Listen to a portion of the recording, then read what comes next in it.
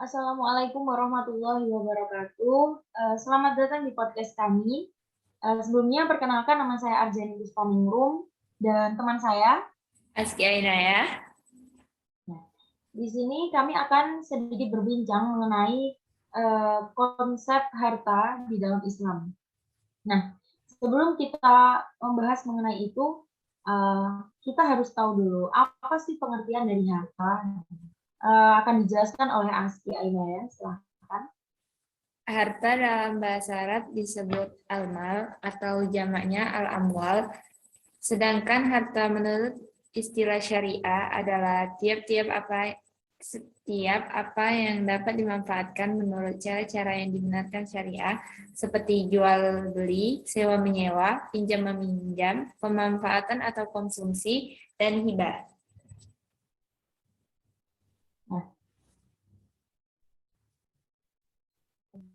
Arti harta secara etimologi, yaitu sesuatu yang dibutuhkan dan diperoleh manusia, baik berupa benda yang kendaraan, pakaian, dan tempat tinggal. Nah, baik di sini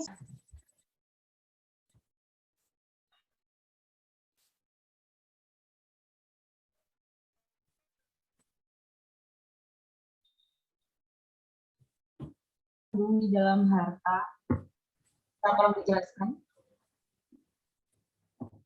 Unsur-unsur yang tergantung di dalam harta, yang pertama bersifat materi atau anya, mempunyai wujud nyata, yang kedua dapat disimpan untuk dimiliki atau qabilan lil tamlik, yang ketiga dapat dimanfaatkan atau qabilan lil intifa, yang keempat urf atau adat kebiasaan masyarakat memandang sebagai harta. Oh, baik. Lalu dari keempat unsur harta tidak bisa terpenuhi, apakah dapat dikatakan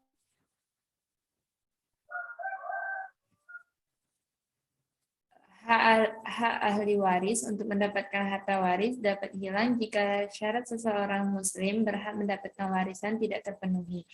Masalah harta orang yang meninggal sesekali menjadi sengketa bagi keluarga yang ditinggalkan. Untuk itu, para ahli waris mesti mengetahui ketentuan-ketentuan pembagian warisan sesuai aturan hukum syariah yang telah ditetapkan.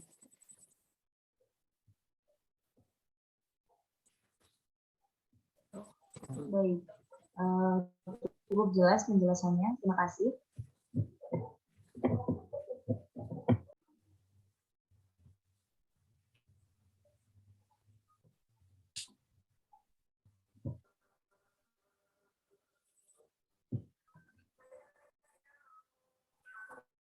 Sudah.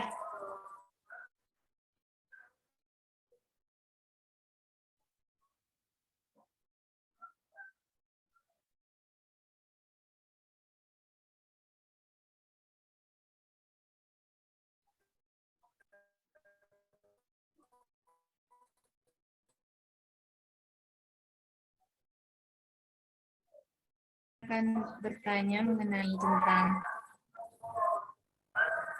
apa saja jenis-jenis pembagian harta.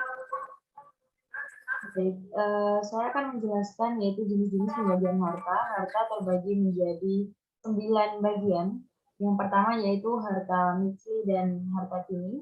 Yang kedua harta istihaq dan harta istiqmal. Yang ketiga harta manqul dan harta ghairu manqul. Yang keempat harta ain dan harta dain. Yang kelima ada harta al-aini dan harta al-naf'i. Yang keenam ada harta mamluk, mubah dan mahjur. Yang ketujuh ada harta yang dapat dibagi dan tidak dapat dibagi. Yang kedelapan ada harta pokok dan harta hasil atau buah. Yang kesembilan ada harta khas dan harta am.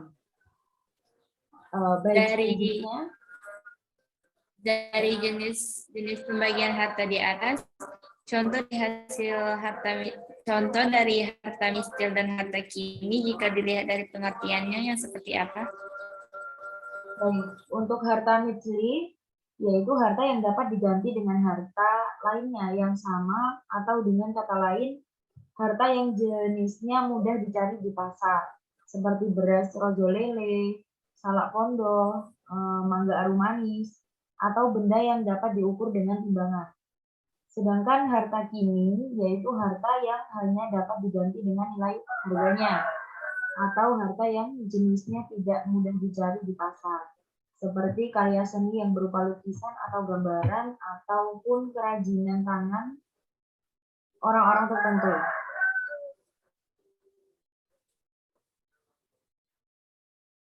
Baik, untuk selanjutnya saya ingin bertanya, bagaimana kedudukan harta di dalam Al-Quran? Kedudukan harta di dalam Al-Quran yang pertama sebagai perhiasan dunia. Hal ini dimaksudkan bahwa harta adalah hiasan hidup manusia. Manusia senang mengumpulkan harta dan cenderung menjadi sombong dan takabur karena kebutuhan atau kesenangan manusia akan harta sama dengan kebutuhan atau kesenangan anak-anak atau terhadap anak-anak dan keturunan. Maka kebutuhan manusia terhadap harta merupakan kebutuhan yang mendasar. Yang harta sebagai amanat atau fitnah, harta yang dititipkan Allah pada manusia bisa membawa kebaikan pada diri manusia bila manusia mempergunakannya sesuai dengan perintahnya, akan tetapi bisa memberikan keburukan jika hanya memperuntukkan hawa nafsu tanpa memperhatikan aturan Allah. Sedangkan menurut Rahmat Syafil bahwa kedudukan harta pada manusia ada 3, yakni harta sebagai fitnah, harta sebagai perhiasan dunia, harta untuk memenuhi kebutuhan dan mencakupi kesenangan. Baik, yang selanjutnya, tolong jelaskan maksud dari harta sebagai perhiasan dunia.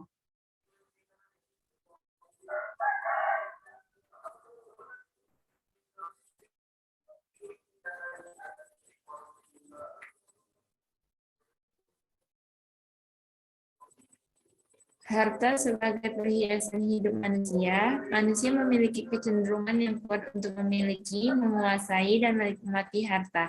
Namun demikian, manusia harus sadar bahwa harta yang dimilikinya hanyalah merupakan perhiasan selama ia hidup di dunia.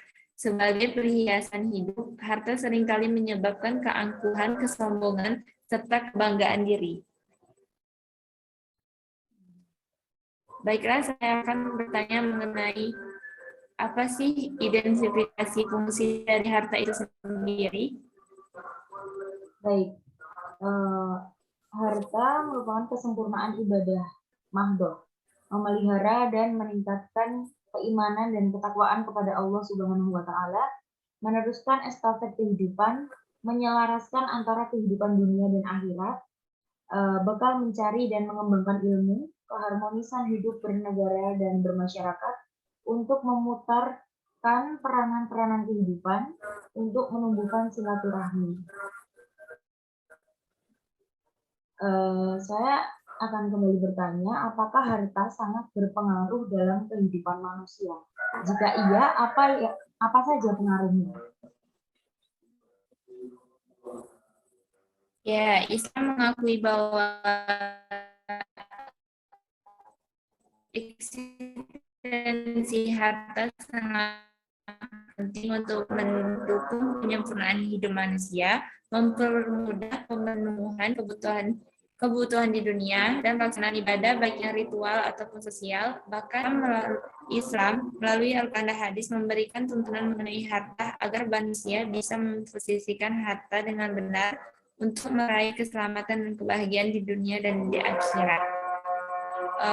Baiklah, saya akan bertanya kepada Anda, apa sih syarat-syarat dalam kepemilikan harta?